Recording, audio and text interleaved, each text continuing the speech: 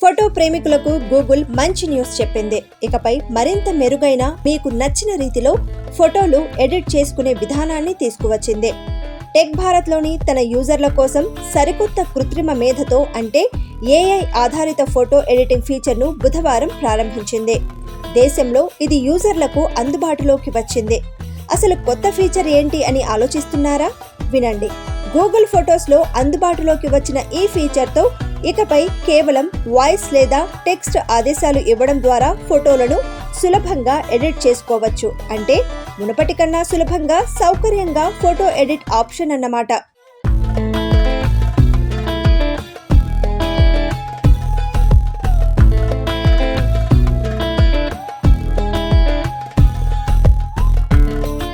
ఈ విషయాన్ని గూగుల్ తన బ్లాగ్ పోస్ట్లో వెల్లడించింది. ఈ కొత్త సదుపాయాన్ని ఉపయోగించడానికి యూజర్లు తమకు నచ్చిన ఫోటోను ఓపెన్ చేసి హెల్ప్ మీ ఎడిట్ అనే ఆప్షన్పై ట్యాప్ చేయాలి. ఆ తర్వాత బ్యాక్గ్రౌండ్ను బ్లర్ చేయాలి, లేదా రంగులు ప్రకాశవంతంగా మార్చు, లేదా బ్యాక్గ్రౌండ్ తీసేయి, ఇలా నచ్చిన ఆదేశాలను వాయిస్ లేదా టెక్స్ట్ రూపంలో ఇవ్వచ్చు. గూగుల్ జెమినీ ఏఐ సామర్థ్యాలతో ఈ మార్పులు సెకండ్లలో జరిగిపోతాయి.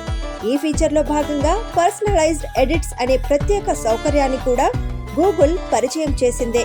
దీని ద్వారా ఫోటోల్లోని స్నేహితుల కళ్లద్దాలు తీసివేయడం, మూసుకుపోయిన కళ్ళను తెరవడం, లేదా వారిని నవ్వేలా చేయడం వంటి మార్పులు చేయవచ్చు. ఇందుకోసం యూజర్ ప్రైవేట్ ఫేస్ గ్రూపుల్లోని ఇతర చిత్రాలను ఏఐ ఉపయోగించుకుంటుంది. ఈ కొత్త ఫీచర్ తెలుగు, హిందీ, తమిళం, మరాఠీ, బెంగాలీ, గుజరాతీ, ఇంగ్లీష్ భాషల్లో అందుబాటులో ఉంది. కనీసం 4GB ర్యామ్, ఆండ్రాయిడ్ 8.0 లేదా ఆపై వర్షన్ ఉన్న ఏ ఆండ్రాయిడ్ డివైస్లోనైనా దీన్ని వాడుకోవచ్చు.